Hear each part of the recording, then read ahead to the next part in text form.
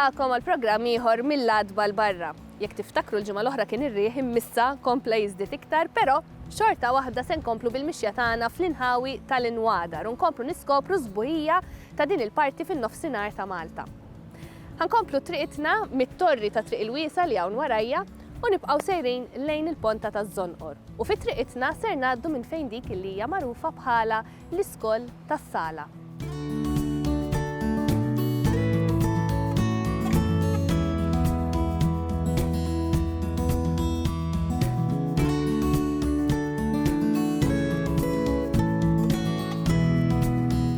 Hawnhekk issa warajja qed naraw il-bokka ta' binja li minnha joħroġ l-ilma tal-arari li jinġabar mit-toroq. L-unika ħasra hija li dan l-ilma qiegħed jintefa' l-baħar minflok ma jiġi maħżun.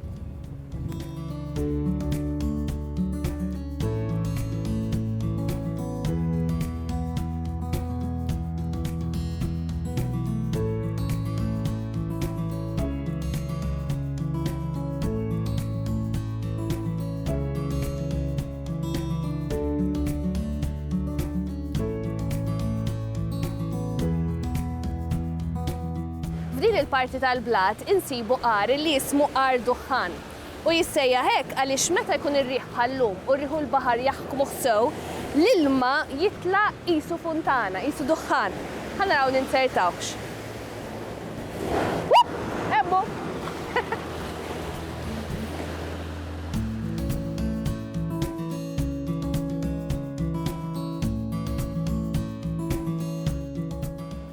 Issa, ejja nisimgħu ftit fuq il-park tal-Inwadar.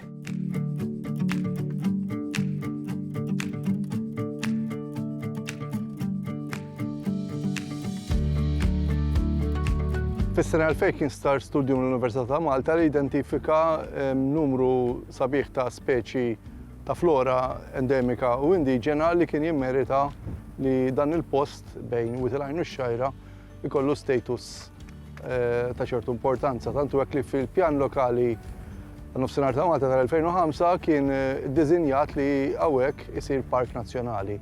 Dan ma sarx dakinhar ma sar ġiddikjarat park nazzjonali fl-2016, jiġifieri għaddew 11-il sena.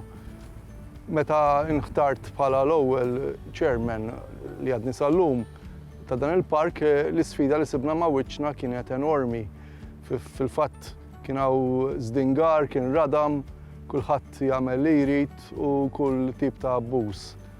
Ma kienx faċli biex post li kellu stigma tibda tibdlu, tnaffu, toħloq sens ta' apprezzament mill-pubbliku, però qed naslu minn hawn u minn hemm tantu hekk li naddafna mal-1800 tunellata ta' kull tip ta' skart, kemm terrapien, kemm fridges, cookers, ħġieġ, fliexken, dak kollu immaġinabbli. Fil-partijiet li tnattfu fejn kien hemm l-irdim beda jiżdied, beda jerġa' jinbet il-fjuri li qabel kien motti b'dan it-terrapien u beda wkoll bdew proġetti oħra ngħidu aħna ta' apparti ta' tindif ta' nidentifikaw ukoll postijiet fejn jistgħu jibdew jitħawlu s-siġar. Tantu hekk li fi 3 partijiet tal-park tħawlu s-siġar, ovvjament għadhom fi stadju bikri għaliex park ma jsirx f'ġurnata ma jieħu ħafna snin. Qed isir ukoll studju fil-fatt qegħdin nikkonkludu l-pjan tal-immaniġġjar għas-snin 2023-28 fejn fost l-objettivi hemm il-ħarsien tal-wirt naturali u tal-wirt storiku fil-park kif ukoll qed inħarsu ukoll lejn liema partijiet li huma partijiet pubbliċi fejn jista' wkoll isir tħawwil ta' siġar indiġeni. Il-proġetti huma varji, il-maniġġjar tal-park jinvolvi kemm il-proġetti żgħar, il-micromanagement li flimkien jaqdu b'mod komprensiv l-maniġġjar tal-park innifsu. Għandek ukoll binjiet ta' valur storiku li jmorru bil-perjodu ta' qabel il-gwerra.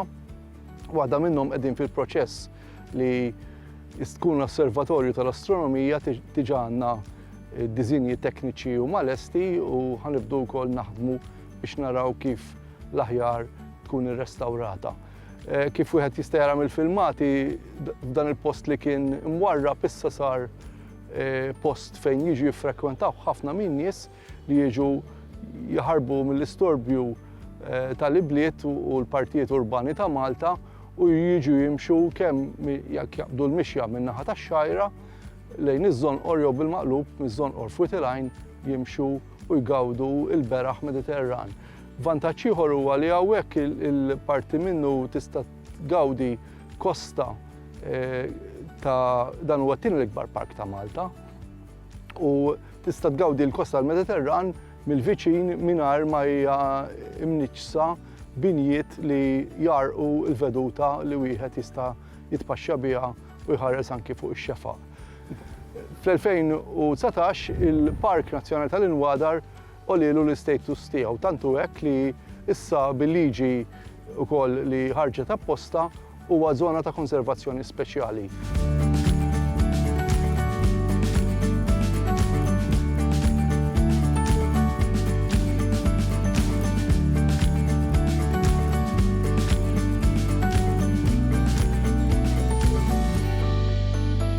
Matul it-triq għamil żewġ ħbieb ġodda jien għandna lil-Mili u għandna lil-Lajla, ġvera, Lajla, hello! Għax dan il-park u din il-mixja tista' titgawda minn kulħadd adulti, tfal, klieb, ġvera, basta nieħdu ħsieba din iż-żona u nżommuha nadifa, ma nħallux biċ warajna. Issa hawnhekk ninsabu fiż-żona magħrufa bħala tal-Ilsin u l-pjanti hawnhekk li huma iktar bħala kostali. Jidher ukoll li parti minn din iż-żona ġiet mirduma biex tkun tista' tifforma triq.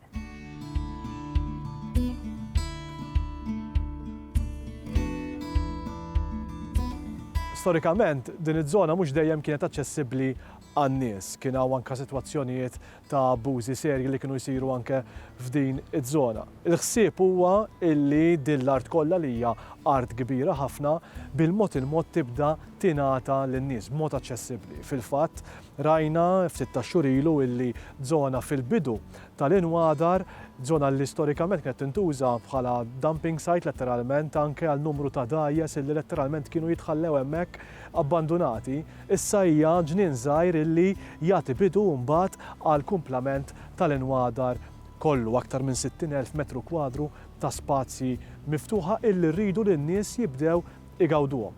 Fil-fatt diġà bdejna naħdmu fażi wara oħra ta' dan il-proġett sabiex naċċertaw illi l-fażijiet kollha, l-postijiet kollha jibdew jinqasmu b'tali mod illi mbagħad in-nies ikunu jistgħu igawdu dawn l-ispazji mingħajr ma nagħmlu interventi illi jkunu qawwija.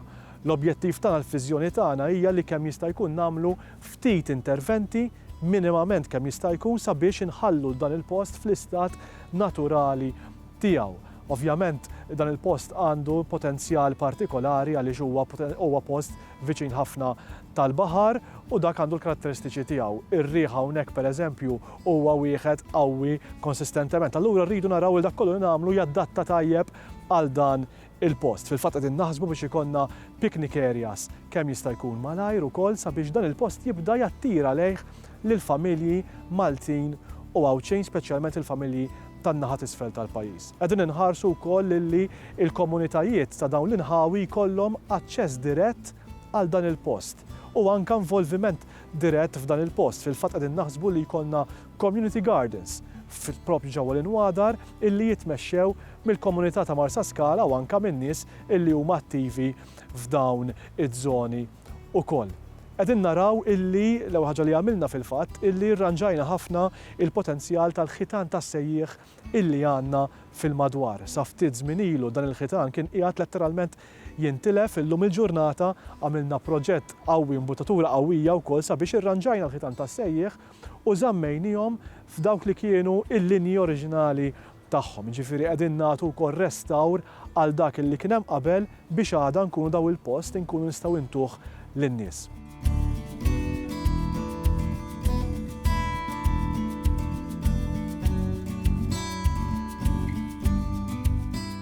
Issa tkellimna biss fuq dak li nsibu fuq l-art, iżda ta' min jgħid ukoll illi l-baħar huwa sit importanti wkoll f'din iż-żona.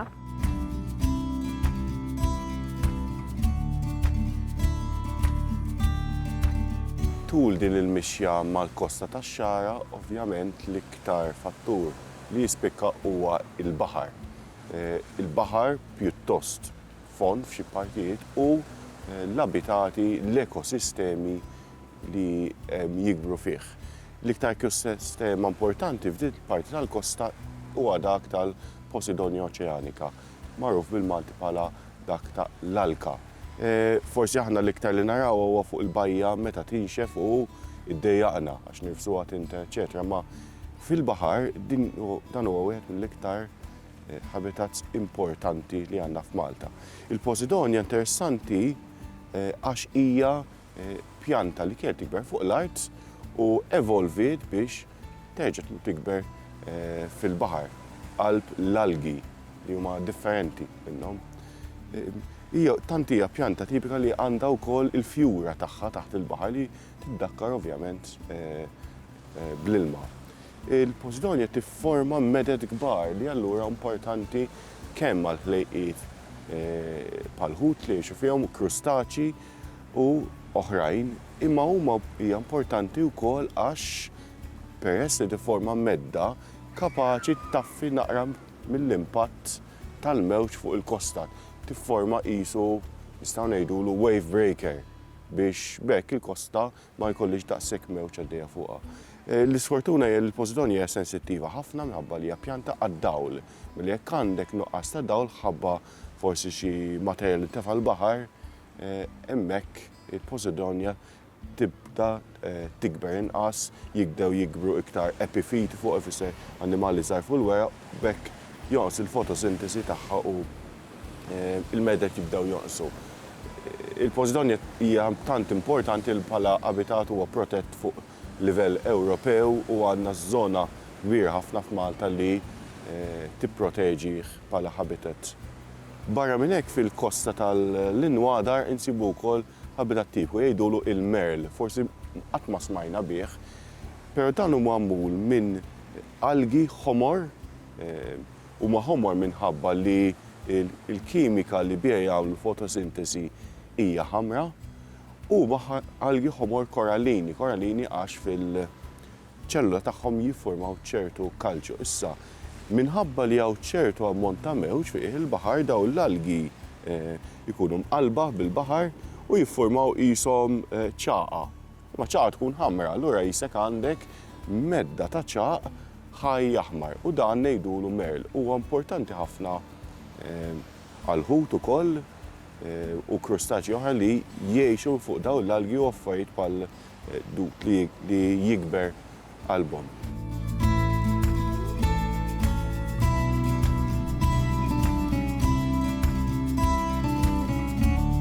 Hawnhekk insibu żona illi fiha jintrema l-fdalijiet ta' tħaffir il-baħar u din hija ħaġa li ilha ssir minn żmien l-Ingliżi. Naħseb hija ħasra illi l-fdalijiet ta' din ir-riżorsa skarsa bħal mill-Franka qegħdin jintremew minflok ma nsibu b'mod iktar sostenibbli ta' x'nagħmlu bihom. Hawnhekk ukoll ġew marqa numru ta' inġenji tal-baħar bħal dajjes u vapuri ta' wara t-tieni Gwerra Dinjija.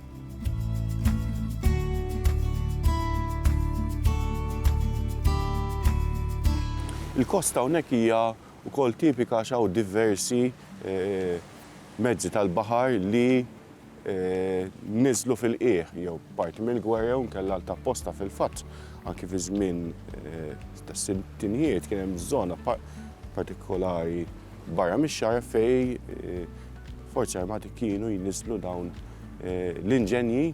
Eventwalment żviluppat sfortunatament iż-żona biex anki jintefa' skart inert u l-lum ġurnata hija l-parti fejn materjal ta' tħaffir ġieli sfortunatament jintefa' forsi għax naħsbu li bot mill-lajn ma jaffettwax xejn.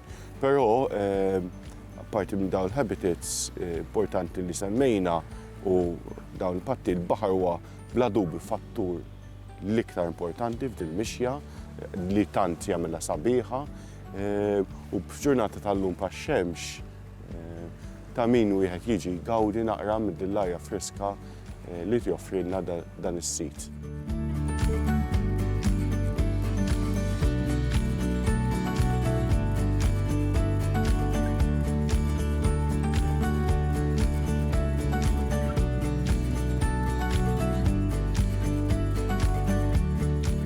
Hawnhekk issa wasalna fil-ponta taż-Żonqor u jiena waqaft nistrieħ ftit, però nistgħu wkoll naraw kemm dawn l-istrutturi difensivi li hemm warajja kif ukoll in-numru ta' salini illi hawn f'din iż-żona. Insibu wkoll numru ta' ġibjuni pjuttost imdaqsa u sistema ta' kanali li permezz tagħhom jimtlew dawn is-salini. Imma illum għajla għadhom jintużaw dawn is-salini fil-verità.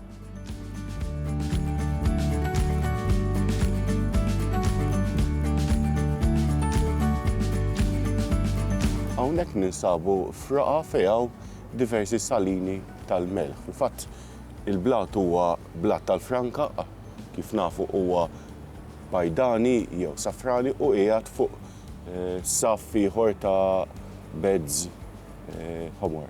Il-blat tal-Franka hawnhekk kien tajjeb ħafna biex jitħaffru daw is-salini li fi żmien antiki issa hemm jisu risorġiment ta' dal-użu kien jintużaw għal-melħ il-baħar.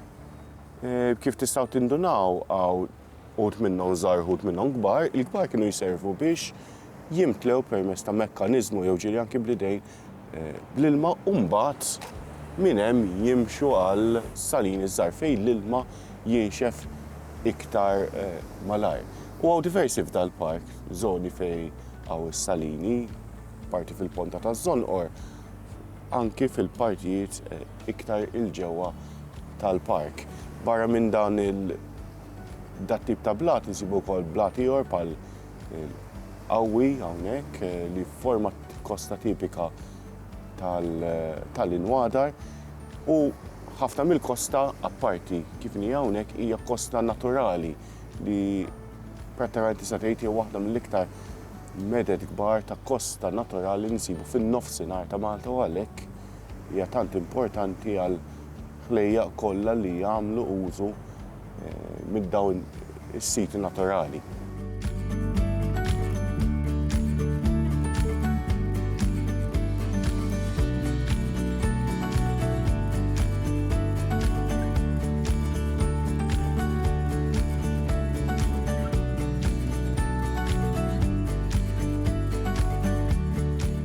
Mela, hawnhekk wasalna fil-bajja ta' Wetilajn li hija bajja tradizzjonali. Issa minn hawnhekk ser naqbdu triqitna, ħanaqbdu triq il-blajjet u sakemm ir-riħ ma jtajjarniex b'kollox, wara mixja pjuttost twila ser naslu fejn il-kappella ta' San Nikola.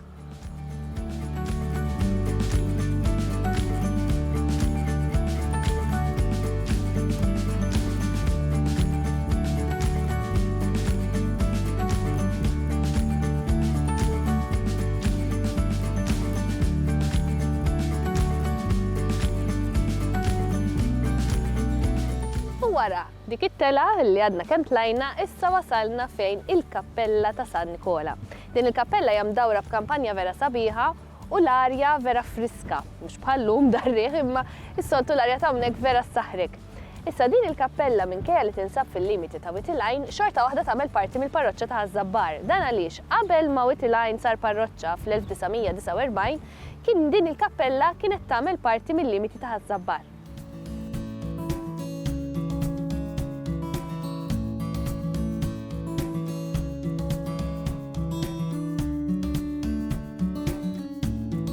L-inħawi ta' Żonqor jissemmew fil-lista tad-dejma ta' żmien il-Medjuevu, ġifieri tal-1417. Il-Knisja ta' San Nikola mbagħad tissemma l-ewwel darba fl-1538. Meta kien ġie jżur Monsinjur Dozina dal-inħawi 10 snin wara l-assedju l-kbir fl-1575, kien sab din il-Knisja u jsemmiha wkoll fil-vista pastorali tiegħu.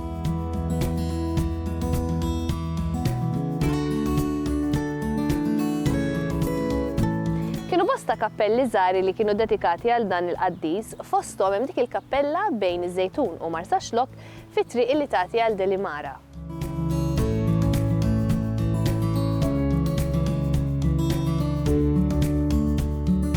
Fis-sena 1659 din il-Knisja kienet profonata x'ma kellix min jieħu ħsiebha. imma naraw li fl-1762 reġa' tinbniet mill-ġdid fuq stil barokk, stil sabiħ dak li għandha llum. Hawnhekk naraw knisja sabiħa ħafna barokka bil-kopla s-saqqafa u anke bil-pilastri fil-faċċata u mal-ġnub tagħha. Tajjeb ngħidu li l-kwadru titolari ta' din il-knisja oriġinalment kien xogħol Mattija Preti li jumri l-San Nikola. Illum il-ġurnata dan il-kwadru jinsab fil-Mużew tas-Santwarju tal-Madonna tal-Grazzja ta' Ħażabbar u fil-Knisja saret kopja tiegħu.